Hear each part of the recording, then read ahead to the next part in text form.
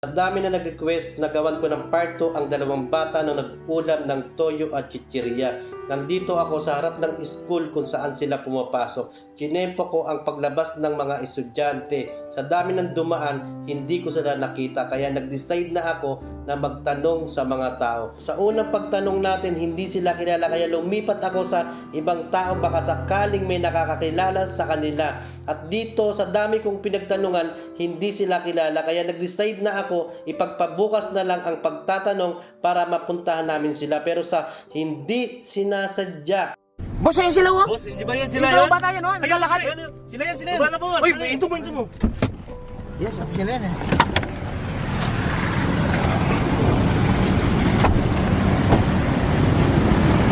Ay!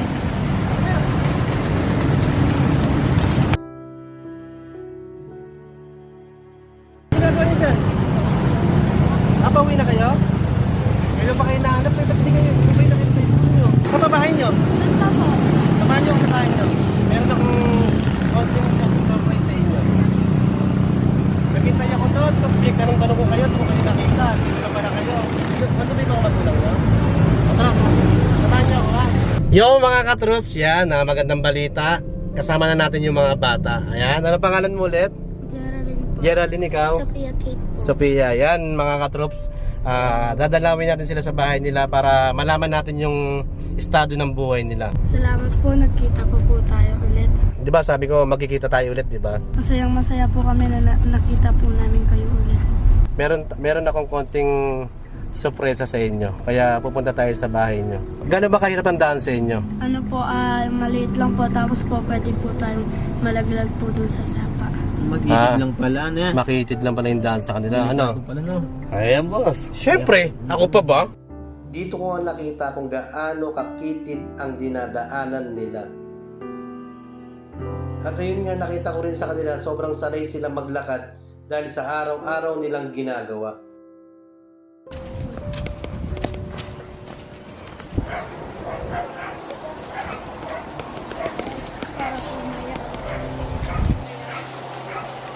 Ang biling ko sa inyo, mag-aral kayo mabuti, di ba? Lalo na ikaw, tsaka ikaw. Saan papa mo yan? Ano po, nagtatrabaho po. May trabaho siya ngayon. Ikaw, saan naman yung tita mo? Nandun po sa bahay. Nasa bahay niya. Ito na po yung bahay namin. Ayan yung bahay niya. At Opo. tawagin mo yung mami mo. Mami! Yan mga katroops, nakita na natin yung bahay nila. Bali yan po yung bahay nila mga katroops. Ay, hello po! Ako po yung nasa video po. Pwede po pumasok? Pwede po, tuloy po kayo. Magandang tanghali po. Binalikan ko po yung mga bata. Sino po yung anak niyo dyan? Ito po yung alaga. Yan po yung alaga niyo. Ikaw na. Ano po, nandun po mami. Tara, punta natin. Yan mga katroops. Papunta tayo sa bahay ng isa. Magkapit bahay lang pala sila, no? Doon yung bahay niya, dito yung bahay nila.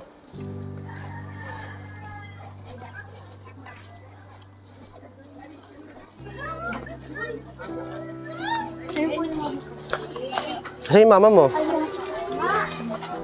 Ay, hello po, magandang tanghali po. Anak niyo po? Yan, yung mga bata po, binalikan ko po yung mga bata. Saan yung mga kapatid niya? Yung dalawa po pumasok. Pumasok. Yung isa po natutulog. Kasi isa. Pero ano, napakaswerte niyo, may mga masipag kayong anak. Siyempre, kahit na ganun lang, nag-aaral sila kahit walang baon, di ba? Kaya ako na pasyal dito. Marami kasi nag-comment sa akin na gawan ko ng part 2 to sa mga bata nga na nag-ulam sila ng toyo at chichirya. Totoo po ba yun? Bakit? Pag minsan pong walang trabaho yung tatay nila. Tapos sabi niya nga raw po sa inyo na gusto niya raw po na huminto para alagaan niya yung mga kapatid niya. Pero sabi niya raw po, huwag kang hihinto anak, mag-aaral ka mabuti. Po kasi gusto ko po, ayoko pong matulad yung buhay nila sa buhay namin. Gusto ko po paglaki nila kung ano pong nararanasan namin hirap ngayon. Hindi na po dadanasin ng magiging pamilya niya po. Opo. Siya naman po, bali kayo na nagpalaki sa kanya. Opo, ako. Bali, yung nanay niya po, kapatid ko po. Paano yung pagpapalaki mo na sanggol pa lang, kinuha mo na? Opo, kinuha ko na. Ano po yung dahilan? Kasi po nung time na yung nanay niya, medyo may nade-depress na po dahil po Opo. sa nabuntis nga po siya dito sa bago. Opo. So po yung parang hindi po pinanagutan ng tatay. Ibig sabihin hindi siya pinanagutan ng tatay niya. So po ako nag-decide po ako na kunin ko po siya at least may inspiration po ako sa Opo. buhay.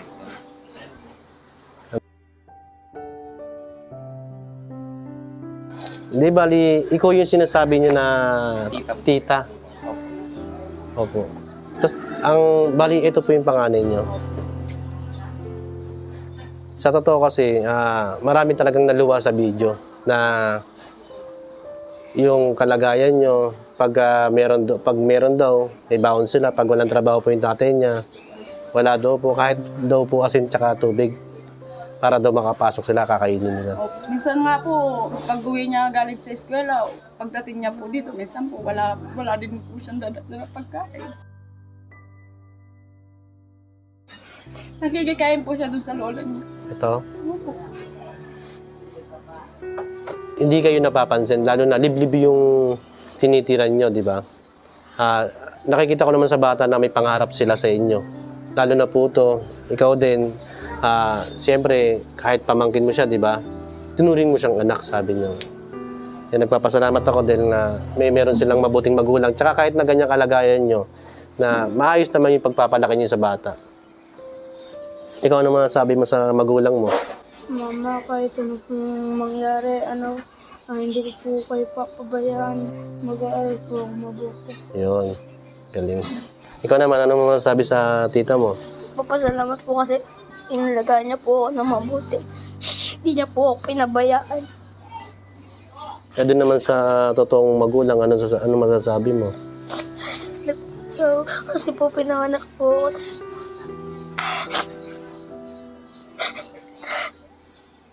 Pero hindi siya galit sa magulang niya. Hindi naman. Pero nakita niya na yung magulang niya. Nakikita naman niya. Pumapasya po dito. Alam nyo, kahit sino talaga maiiyak sa kalagayan nyo.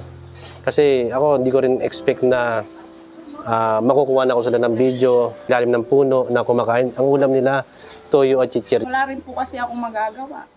At least po, kahit toyo at saka chichirya lang po yung ulam nila, meron pong laman yung chat nila. Tama. Yan, dahil po dyan, meron akong konting surprise sa inyo. Kasi ito yung yung kinita ng video. Di ba napanood nyo sigurado yung video? Yan, yung kinita ng video na 1.7 million na po.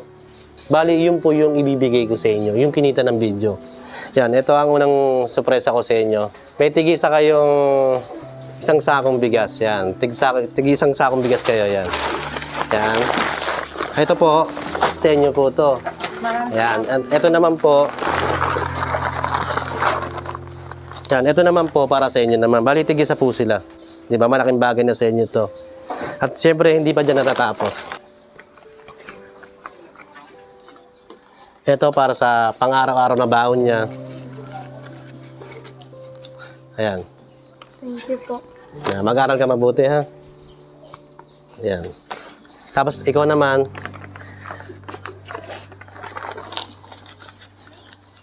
sa'yo rin to. Thank you po.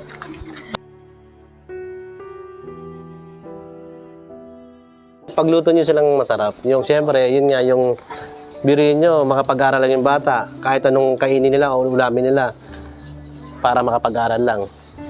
Kaya bigyan nyo sa mama niya para matago niyan. Thank you po. Maraming salamat po. Yun lang po. Maraming salamat po.